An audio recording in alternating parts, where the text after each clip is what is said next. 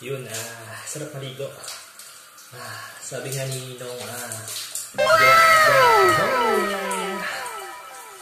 two joints.